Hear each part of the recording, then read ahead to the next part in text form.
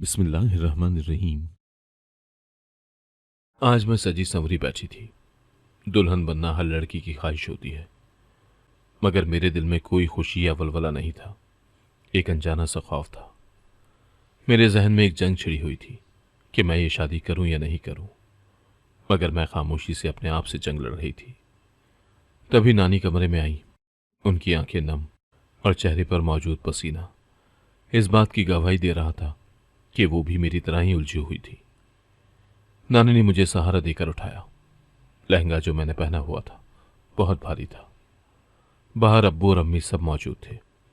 निकाह के बाद तक मेरी हिम्मत नहीं हुई कि मैं नजरें उठाकर अपने महरम को देख लूं।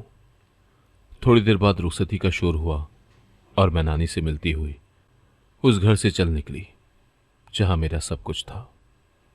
जिस गाड़ी में हम सब सवार थे वो अचानक झटके से रुकी और अब्बू ने गाड़ी की खिड़की से झांका। मैंने हैरत से अब्बू को देखा। वो शायद मेरी हैरानी भांप गए थे, इसलिए बोले, बेटा तुम्हें यहां से आगे बस में जाना होगा। मैंने कहा, मगर इस गाड़ी में क्या मसला है? लेकिन अब्बू ने कहा कि गाड़ी में कुछ खराबी है। मैं खामोशी से गाड़ी से उतर गई। एक गाड़ी में अब्बू ने मुझे बिठा दिया और हाथ में कुछ पैसे देकर बोले, तुम ये रखो, आगे काम आएंगे। मैंने पूछना चाहा, मगर वो जल्दी में गाड़ी से कुछ फासले पर चले गए और बार बार किसी को फोन करने लगे। मेरे लिए तो ये शादी, ये सफर, सब कुछ किसी पहेली से कम नहीं था, मगर उस वक्त मैं कुछ भी समझने की हालत में नहीं थी। अब्बू ने जब गाड़ी को स्टार्ट होते देखा तो रोते हुए मेरे पास आए और बोले, बेटी ये जो कदम मैंने उठाया है तेरे लिए बेहतर है। तेरा घर बस गया। मैं आज अपने सारे फर्जों से सुबुकदोश हो गया। मेरा यकीन करो मेरी बच्ची, और तू ना सोच कि तुझसे पहले किसके साथ क्या हुआ। बस इत्मीनान रख और सुन, तुझे आगे एक औरत तेरे ठिकाने तक पहुंचा देगी। तू बस उसी की बात सुनना, जैसा वो कहे वैसा ही करना। बस अपना ख्याल रखना। वहां जाकर तुझे एहसास होगा कि मैंने तेरे लिए बहुत ही अच्छा फैसला किया है। मैंने अब्बू को देखा, जिनके चेहरे पर फिक्र वाज़े थी, मगर जो कुछ गुजर चुका था उसको याद करते हुए मैंने करब से आंखें मूंद ली और गाड़ी की सीट से टेक लगा ली। मुझे इस दुनिया में नानी और अपनी बहनों से बहुत मोहब्बत थी, मगर सब कुछ पीछे छूट गया और मैं किसी नए सफर पर गामजन हो गई। उस गाड़ी में बला का सन्नाटा था। दिन का वक्त था, मगर सब मुसाफिर इतने खामोश बैठे थे जैसे उनके मुंह में जबान ही ना हो। मुझे वहशत महसूस हो रही थी। ये एक बस थी तो इसमें आम बसों की तरह मर्द पिछले हिस्से में और औरतें अगले हिस्से में सवार थीं। गाड़ी को ब्रेक लगी और मैं भी अचानक इत्तेफा पर घबरा गई। जब मैंने इधर उधर देखा तो मुझे अपनी आंखों पर यकीन नहीं आया। मैं उस वक्त एक कार में थी, जबकि मुझे याद है कि मैंने सफर बस में शुरू किया था। फिर यहां कैसे? मैंने देखा कि मेरी साथ वाली सीट पर एक औरत बैठी थी। उसने अपना चेहरा निकाब से ढांप रखा था। मुझे सही से नजर नहीं आया और मैंने जरा झुक कर देखने की कोशिश की तो गाड़ी में उस औरत की आवाज गूंजी, सीधी बैठी रहो। मैं जल्दी से अपनी जगह पर बैठ गई। सफर जारी था। वो औरत खामोश बैठी थी। मैंने थोड़ी देर इंतजार किया, फिर गोया हुई कि मुझे कहां ले जा रहे हो? मुझे कहीं नहीं जाना, उतारो मुझे। मेरी बात सुनकर उस नकाब वाली औरत ने मेरा बाजू इतनी जोर से दबाया कि मेरी चलती हुई जबान रुक गई। उसके हाथ बहुत ज्यादा सख्त थे। मुझे अपने हाथ में शदीद दर्द महसूस हो रहा था, लेकिन मैंने मजीद कुछ बोलना चाहा, मगर उस औरत ने मुझे कहा, लड़की अगर तुम जिंदा अपनी मंजिल पर पहुंचना चाहती हो तो कोई भी बात नहीं करना, वरना मैं तुम्हें चलती गाड़ी से फेंक दूंगी। और अभी वो अपनी बात मुकम्मल करती कि उसके फोन पर कॉल आ गई। दूसरी तरफ शायद कोई औरत थी, मगर उस तरफ की बात मुझे समझ नहीं आ रही थी। लेकिन उस नकाब वाली औरत ने बस इतना ही कहा, जी मलिका, समझ गई। मलिका, ये लफ्ज मैंने पहले सुना था, मगर कहां, याद नहीं आ रहा था। उस वक्त मैं डरी सहमी एक के बाद एक गुजरती सड़क को देख रही थी। मैं उन रास्तों से पहली बार गुजर रही थी।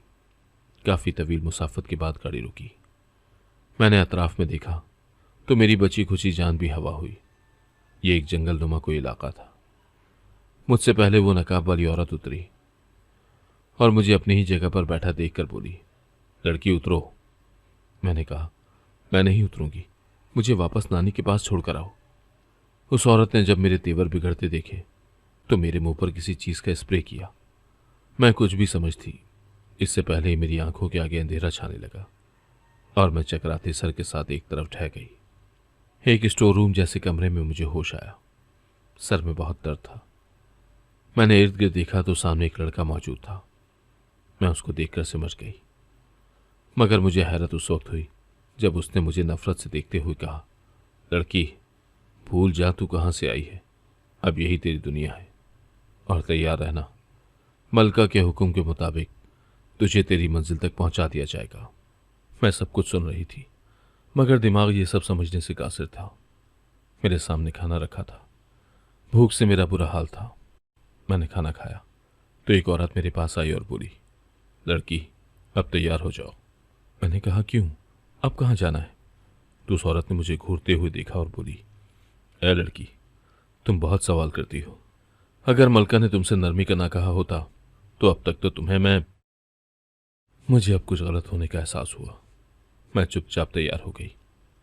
थोड़ी देर बाद मुझे एक जगह ले जाया गया जहां एक बहुत बड़ा कुआं था। कुआं होना कोई अजीब बात नहीं थी, मगर उसमें से निकलता धुआं मुझे हैरान कर गया। आज से पहले मैंने कभी किसी कुएं से धुआं निकलता नहीं देखा था। ये सब पता नहीं क्या था। मुझे एक औरत ने नए तर्ज से तैयार किया। मुझे तैयार करते हुए उस औरत ने कहा, अगर तुम जिंदा रहना चाहती हो तो इस कुएं से दूर रहना। उस औरत का लहजा मुझे खौफजदा कर गया था। मैंने अपने खुश्क होते होंठों पर जबान फेरी और कहा, ऐसा क्या है इस कुएं में? तो उस औरत ने कहा, तुम जैसे बात बात पर सवाल करने वाली लड़कियां इस कुएं की जीनत है। मेरा चेहरा पल में सफेद हुआ। यानी मैं भी बस अब कुछ घंटों तक जिंदा हूं। मैं भी कुछ और सोचती कि वो लड़का जिससे मेरा निकाह हुआ था वो उस कमरे में आया और मुझे देखते हुए बोला, तुम्हें तो पता ही होगा कि यहां आने का क्या मकसद है, तो किसी ड्रामे की कोई जरूरत नहीं है। बाहर एक शख्स मौजूद है, वो तुम्हें अपने साथ इस मुल्क से ले जाएगा। मैंने हिम्मत जमा की और डरते हुए कहा, कौन है वो और मैं क्यों उनके साथ जाऊंगी? मेरी बात सुनकर मेरे शौहर ने जवाब दिया, वो तुम्हारा सब कुछ है और अब अगर कोई सवाल किया तो इसका अंजाम बहुत बुरा होगा। मेरी जान हवा हुई ये सोचकर कि मैं कैसे किसी अनजान के साथ कहीं भी चली जाऊं। मेरे लाख एहतजाज करने के बाद भी मुझे उस उधेड़ उम्र आदमी के साथ जहाज में सवार कर दिया। मैं सिसकती हुई यही सोच रही थी कि अब मेरा भी अंजाम अपनी बहनों की तरह ही होगा। अब मुझे इस मंतक की समझ आई। कैसे 2 साल पहले अब्बू हमारे घर आए थे और अचानक नानी से कहने लगे कि अम्मा ने अपनी बड़ी बेटी के लिए रिश्ता देखा है। नानी अब्बू पर एतबार नहीं करती थी, मगर बेटियां तो उनकी थी, इसीलिए खामोश हो गई। जो करना था अब्बू ने करना था, मगर नानी के दिल में खौफ था कि पता नहीं कैसे लोग होंगे।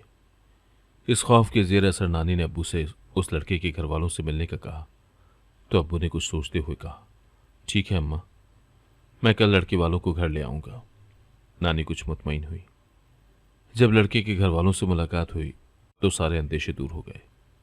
खैर से ये रिश्ता अपनी मंजिल तक पहुंच गया। नानी भी खुश थी कि आप ही को एक सुलझा हुआ अच्छा घराना मिला था। मगर शादी के कुछ दिन बाद जब नानी ने अब्बू से कहा कि आप ही से बात करवा दें, मगर अब्बू ने घबराते हुए कहा, अम्मा जी अभी तो शादी हुई है, दावत वगैरह में मसरूफ होंगे, बाद में करा दूंगा बात। नानी ने कहा, ठीक कह रहे हो, मगर ये बात कोई बड़ा जवाज नहीं था। खैर ऐसे ही महीना गुजर गया। असल वजह तो तब सामने आई जब नानी ने आप ही से मिलने की ख्वाहिश का इजहार किया। अब्बू के चेहरे का रंग एकदम फीका पड़ गया, मगर नानी इस बात पर बजिद थी कि ऐसी भी क्या मसरूफियत है जिसकी वजह से मैके वालों से ही बात नहीं कर सकती। जब अब्बू से नानी को बहाने बनाना मुनासिब नहीं लगा तो उन्होंने हकीकत बता दी। अम्मा जी ये देखो। अब्बू ने एक तस्वीर दिखाई जिसमें आप ही और उनके शौहर उम्र अदा कर रहे थे। ये सब देखकर नानी ने नम आंखों से अब्बू को देखा और कहा, तुमने माजी में जो भी तकलीफें दी उनका अजाला हो गया। अब मेरी बच्ची को खुशबाश देखकर मेरे सारे खदशे दूर हो गए। अब्बू नानी को पुरसुकून देखकर बोले, अम्मा जी, बस अब आप देखना, सब ठीक हो जाएगा। नानी ने कहा, मगर ये लोग उम्र से कब वापस आएंगे? अब्बू ने कुछ सोचकर जवाब दिया, अम्मा ये तो नहीं पता, मगर जब आएंगे तो हम मिलने चलेंगे। मैं तो बहुत खुश थी कि मेरी बहन अपनी अज़दवाजी जिंदगी में खुश थी, मगर ये खुशियां बस वक्ती और एक भयानक ख्वाब था। एक दिन दोपहर के वक्त अब्बू घर में आए और रोते हुए नानी से माफी मांगते हुए बोले, अम्मा जी बहुत बुरा हो गया। मेरी नानी ने कहा, खैर हो, बताओ क्या हुआ है। अब्बू ने जो खबर दी वो सुनकर मेरे तो पांव के नीचे से जमीन निकल गई और नानी अपना दिल थाम कर बैठ गई। अब्बू ने बताया कि कल रात अचानक आपी की मौत हो गई और उनको वहीं दफनाया गया है। यह खबर हम पर कयामत बनकर टूटी थी। अब्बू, नानी और सब घर वालों को रो रो कर बुरा हाल था। होता भी क्यों ना, जान से प्यारी बहन की जुदाई ने झिंझोड़ कर रख दिया था। सब अपने गम से निठाल थे, मगर जिंदगी थी इसलिए जीना तो था ही। लेकिन सब कुछ भूल जाना भी आसान नहीं था। जिंदगी का उसूल था, हंसकर या रोकर गुजारनी तो थी। हम सब ने एक हादसा समझकर कबूल कर लिया।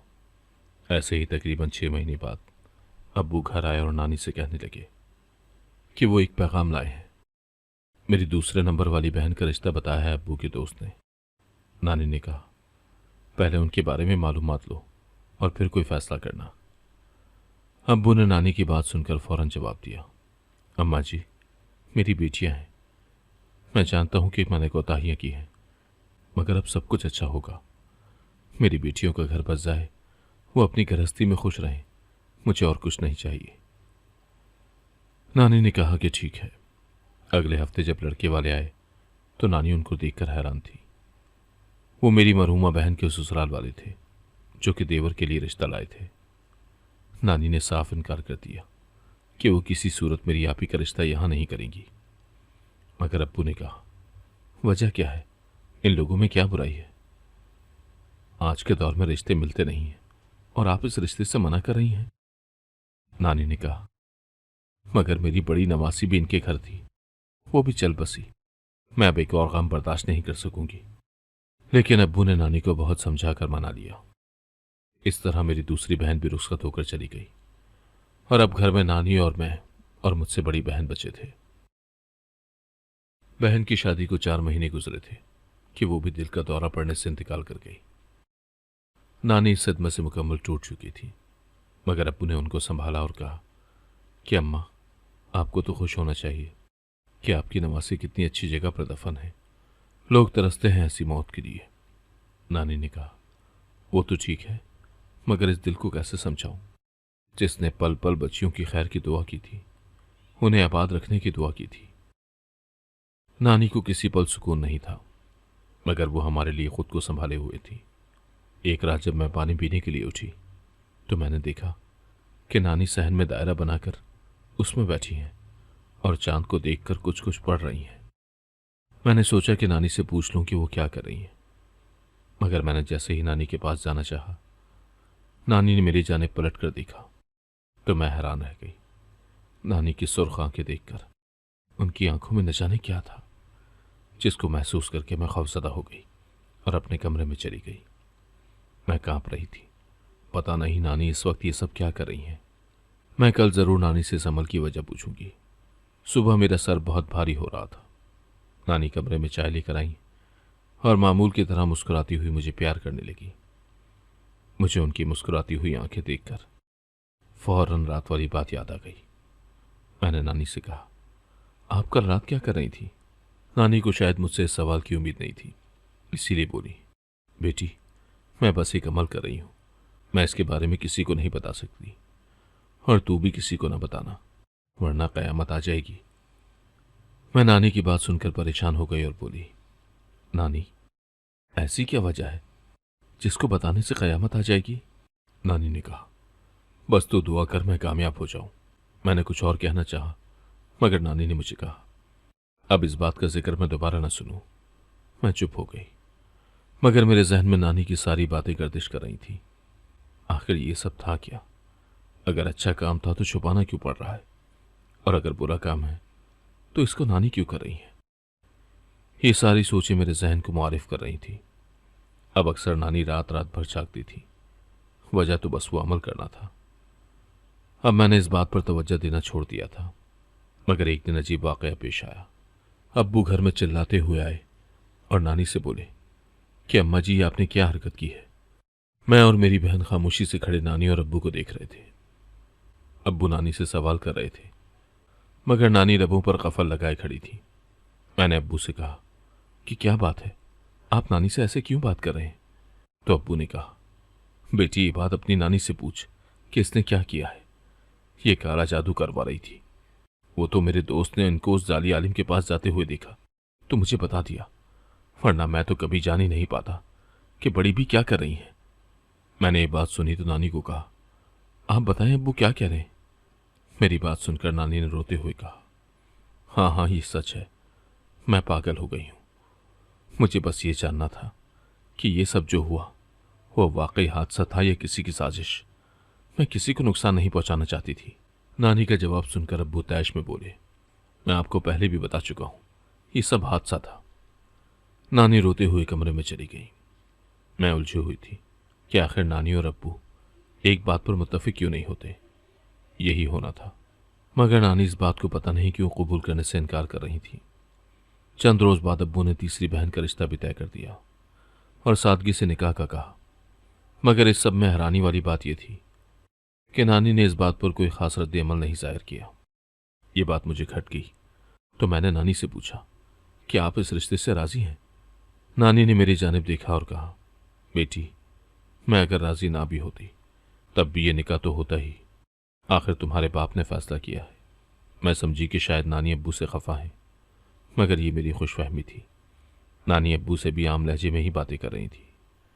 बहन की रुखसती के बाद मैं और नानी घर में अकेले रह गए थे। तकरीबन 2-3 महीने बाद अब्बू आए तो नानी उनसे पहले ही बोली, क्या हुआ बेटा, मेरी तीसरी नवासी ठीक है क्या। ये सवाल अक्सर वो अब्बू के आने पर करती रहती। शाम के वक्त अब्बू आए तो नानी से बोले, अम्मा जी एक बुरी खबर है, मेरी बेटी अब हम में नहीं रही। मैं ये बात सुनकर बेहोश हो गई। मुझे रात को देर से होश आया। पता चला कि मेरी बहन अचानक से फर्श पर गिरी और गिरते ही मर गई। ये बात सुनकर मेरे दिल की धड़कन रुक सी गई थी। मुझे डर लग रहा था। मैं इतना खौफजदा हो गई कि मुझे बुखार चढ़ गया। अपनी जान से प्यारी बहनों की जुदाई ने मुझे तोड़ कर रख दिया था। मगर नानी के रवैये से मुझे इस बात का एहसास हो रहा था कि वो इस बात को तकरीबन फरामोश कर बैठी थी।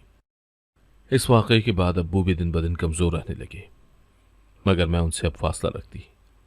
कहीं न कहीं मैं इन सब का जिम्मेदार अब्बू को समझती थी। एक दिन नानी सहन में बेहोश हो गई। डॉक्टर ने बताया कि अब उनकी उम्र हो गई है, इसलिए सेहत भी गिर रही है। मैंने तो बाकायदा रोना शुरू कर दिया था। अब्बू ने मुझे हौसला दिया। नानी ने मुझे रोते देखा तो अब्बू से कहा, तुम इसको अपने घर की कर दो, मैं सुकून से मरूंगी। मैंने कहा, नानी आप ऐसी बातें नहीं करें। नानी फिलहाल तो चुप हो गई, मगर 1-2 दिन बाद वो अब्बू से जिद लगाकर बैठ गई कि इसकी शादी करो। अब्बू ने भी इस बात पर अमल किया और एक रिश्ता ले आए।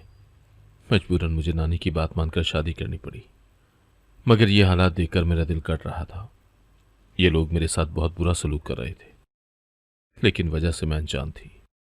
मैं अपने गुजरे हालात का सोचकर कांप रही थी, यानी मुझे भी अब मार दिया जाएगा। मुझे समझ नहीं आ रहा था कि मैं तन्हा क्या करूं। तभी कमरे में एक आदमी आया।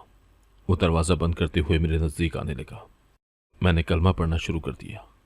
इससे पहले कि वो मुझे हाथ लगाता, धड़ाम से दरवाज़ा खुला और अब्बू अंदर आए। मैं कुछ और देखने से पहले ही आंखें मूंद गई। मुझे जब होश आया तो मैं अपनी नानी के घर में थी। लम्हा भर में मुझे सब कुछ याद आया और मैं झटके से उठ बैठी। मैंने चीखना शुरू कर दिया। नानी मुझे उठता देखकर मेरे पास आई।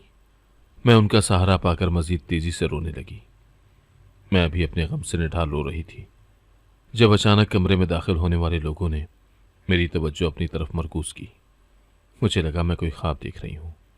मेरी तीनों बहनें कमरे में मौजूद थीं। मैं बार बार आंखें रगड़ रगड़ कर देख रही थी, मगर ये सब सच था। मेरी बहनें मेरे सामने थीं। मैं और मेरी बहनें गले मिले। इतने अरसे बाद अपनी बहनों को देखकर मैं अपना गम भूल गई, मगर अब्बू के माफ़ी मांगने की आवाज़ से मैं होश में आई। अब्बू ज़ारो कतार रो रहे थे। मैंने हैरत से अब्बू को देखा और कहा, अब्बू, आपको माफ़ी मांगने की ज़रूरत नहीं है। जो हुआ उसमें आपका कोई कसूर नहीं था। अब्बू ने कहा, बेटी, कसूर मेरा ही है। मैं शर्मिंदा हूं तुमसे। मैंने तुम्हारे साथ बहुत बुरा किया। मैंने तुम्हारी माँ के जाने के बाद छुप कर शादी कर ली, और मैं ये बात चाहकर भी तुम्हारी नानी और तुम सबको नहीं बता सका। मगर मैं खुश था। मेरी बीवी बहुत अच्छी थी, नमाज़ो कुरान की पाबंद थी। ये शादी करके मैं बहुत खुश था। मगर शादी की कुछ महीने बाद जब मैं तुम लोगों के पास से वापस जा रहा था, तो मैंने देखा कि मेरे घर से एक मर्द बाहर निकल कर गया। मैंने अपनी बीवी से पूछा कि कौन था, तो मेरी बीवी ने आम से लहजे में बताया कि मांगने वाला था। मैंने भी गौर नहीं किया, मगर यह सिलसिला चलता रहा और मैं इस बात से गाफिल था। वो जुमेरात का दिन था, जब रात को मुझे ऐसा लगा जैसे घर में कोई चल रहा है, मगर मुझे ये अपना वहम लगा और मुझे नींद आ गई। मगर फिर कुछ आवाज़ सी आई और मैं इस बार उठकर बैठ गया। मैंने कमरे में देखा तो मेरी बीवी वहां नहीं थी। मैं फौरन कमरे से बाहर निकला, मगर मुझे मेरी बीवी कहीं भी नजर नहीं आई। मैं घबरा गया। पता नहीं क्यों मुझे गलत होने का एहसास हुआ। जब अचानक मुझे आवाज़ आई, वो आवाज़ छत से आ रही थी। मैं छत पर गया। वहां का मंजर देखकर मैं हैरान हो गया।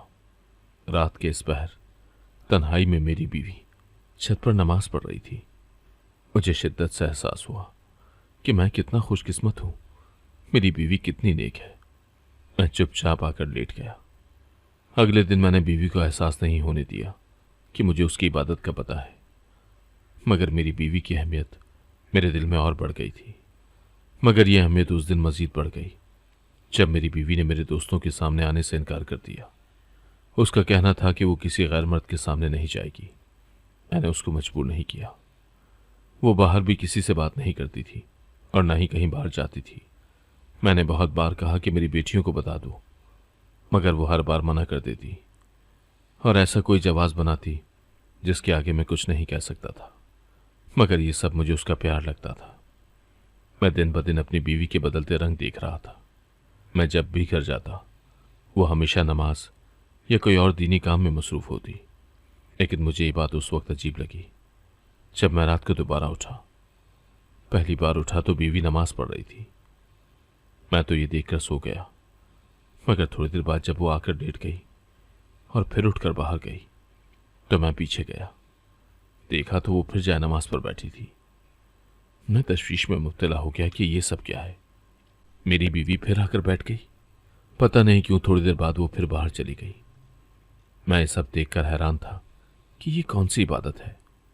मैंने अगली सुबह जब पूछा तो उसने कहा कि मैं आपकी बेटियों के लिए अमल कर रही हूं। मगर मैं इस बात से मुत्तफिक नहीं हुआ। जब उसने मुझे उलझन में देखा तो बोली, अरे ये सब मैं आपकी और आपकी बेटियों की अच्छी जिंदगी के लिए कर रही हूं। मैंने पूछा, कैसे? तो उसने कहा कि मेरी दूर के रिश्तेदार हैं, वो उस दिन घर आए थे, तो उन्होंने मुझे कहा कि बेटों के लिए कोई रिश्ता बता दो। मुझे आपकी बेटियों का ख्याल आया। मैं ये सुनकर खुश हो गया। कुछ दिनों बाद उन लोगों से मिला तो पता चला कि उमरा कमेटी में काम करते हैं और बड़ी बेटी की शादी कर दी। मगर ये सब जितना लग रहा था उतना आसान नहीं था। जब मैंने बीवी से कहा कि बेटी से बात करवा दो तो वो बहाने बनाने लगी। मैं ये सब कुछ अपना वहम समझता रहा। फिर उसकी मौत की खबर सुनी तो मैं टूट गया। मगर बीवी ने ऐसे मुझे बातों में लपेटा कि मैं चुप हो गया। और दूसरी बेटी की मौत। मगर जब तीसरी की मौत की खबर मिली तो मेरा दिमाग हरकत में आया और मुझे एहसास हुआ कि मैंने कितना कुछ लाइल्मी में कर दिया है। कुछ अरसे तक कोई बात नहीं हुई, मगर जब से छोटी बेटी के रिश्ते का जिक्र हुआ तो मैं मुकम्मल तौर पर हाजिर दिमाग था। इसलिए मैंने बीवी के कहने पर निकाह कर दिया। मगर मैं अपनी बेटी का पीछा कर रहा था। मैं जब उस शहर में पहुंचा तो मुझे मार्केट में मेरी मंजली बेटी मिली। मैं तो पागल हो गया ये देखकर कि मेरी बच्ची जिंदा है। उसने मुझे बाकी दोनों बेटियों से मिलवाया और तब इस राज का पर्दा उठा। मेरी बीवी कोई नेक सीरत औरत नहीं थी, वो तो एक बदनाम जमाना औरत थी। वो कोठे की मलका थी। जब उस काम से उकता गई तो वहां से भाग निकली और मेरे घर में पनाह ले ली। मगर न जाने क्यों उससे मुझे हमदर्दी हुई और मैंने निकाह कर लिया। कुछ अरसे में ही मेरी बीवी मेरे रंग में रंग चुकी थी। मैं भी खुश था, मगर मैं इस बात से बेखबर था कि मेरी बीवी, जो कि एक कोठे की मलिका है, उसको लोग ढूंढ रहे हैं और वो मेरे घर तक पहुंच चुके हैं। मेरी बीवी इससे बाखबर थी। उसने जब दरमियान से रास्ता निकालने का सोचा और फिर एक प्रोग्राम बनाया, मेरी बेटियों को अपनी जगह भेजा, निकाह करवाकर मुझे मुतमईन किया और एक एक करके अपने काम सर अंजाम देने लगी। जब मेरी पहली बेटी को उसने भेजा तो जिस बंदे को उसने दूसरे इलाके में निकाह करके भेजा था, उसने अपनी बीवी को कहीं छोड़ना मुनासिब नहीं समझा और अपना घर बसा लिया, मगर इस बात को सबसे छुपा कर रखा क्योंकि मेरी बीवी हर वक्त नजर रखी हुई थी। दूसरी बेटी और तीसरी को भी एक नेक हमसफर मिला जिन्होंने उनको तहफ़्फ़ुज़ दिया और इनकी हिफाजत भी की और इनको उस अज़ाब में जाने से बचा लिया। मगर तुम्हारे हक में ये लड़का बेहतर साबित न हुआ। इसने तुम्हें जहन्नुम वासिल करने का फैसला किया, मगर मैं वक्त पर आ गया और तू महफूज है। मलिका को मैंने अब तलाक दे दी है और उसी की दुनिया में वापस भेज दिया जहां से वो आई थी। उसके लिए यही सज़ा काफ़ी थी, मगर मैं तुम सब लोगों का गुनहगार हूं, मुझे माफ़ कर दो। अब्बू से सारी हकीकत जानकर कमरे में सन्नाटा छा गया। ऐसा लग रहा था जैसे ये कोई फिल्म है, मगर ये सब सच था और इस सच ने हमारी जिंदगियों को बहुत बड़े अजाब से गुजारा था। मगर अब सब कुछ ठीक था। उस झूठे लड़के से मैंने तलाक ले ली थी। अब्बू और नानी हम सब साथ रहते थे। मेरी बहनें अपने घरों में खुश थीं। मुझे अब किसी से कोई शिकवा नहीं था। मगर गुजरा हुआ वक्त एक ऐसा जख्म बन गया था जो वक्त के मरहम से ही भरने वाला था। मैंने भी हालात से समझौता कर लिया। मैं एक स्कूल में बच्चों को पढ़ाती थी। दोबारा शादी नहीं की, मगर अब्बू और नानी अक्सर मुझे लेकर परेशान होते थे। मैं उनको टाल देती थी। अब मुझे एतबार ही नहीं था किसी पर। पता नहीं लोग क्यों अपने आप को खुश करने के लिए कैसे दूसरे की खुशियों को बर्बाद कर देते हैं। अब जो अंजाम मलिका का हुआ, उससे शायद मलका को पछतावा हुआ होगा, मगर वो कभी अपनी गलतियों का मदावा नहीं कर सकती थी और इस चीज़ के लिए हम सब उसे माफ़ कर चुके थे। मगर जो उसने किया था उसका हिसाब तो मलिका को देना होगा। अब वो अक्सर बैठे बैठे गुजरे वक्त को याद करके रंजीदा हो जाते थे, मगर मुझे अपनी ज़िंदगी में मगन देखकर काफ़ी पुरसुकून भी थे। बुरा वक्त था, गुजर गया। अब ज़िंदगी गुजारनी है तो सब कुछ भूलना होगा और मैं सब कुछ भूल चुकी हूँ। मुस्तकबिल की ज़िंदगी पर मेरा माजी कभी हावी नहीं होगा। मैंने एक नई शुरुआत कर ली है और मैं खुश हूँ। अगर आपको आज की कहानी पसंद आई है तो वीडियो को जरूर लाइक कीजिएगा और अपने दोस्तों के साथ भी शेयर कीजिएगा। और हाँ, अगर आपने अभी तक हमारा चैनल सब्सक्राइब नहीं किया तो जरूर सब्सक्राइब करें। मिलते हैं कल एक नई और दिलचस्प कहानी के साथ। अल्लाह हाफिज।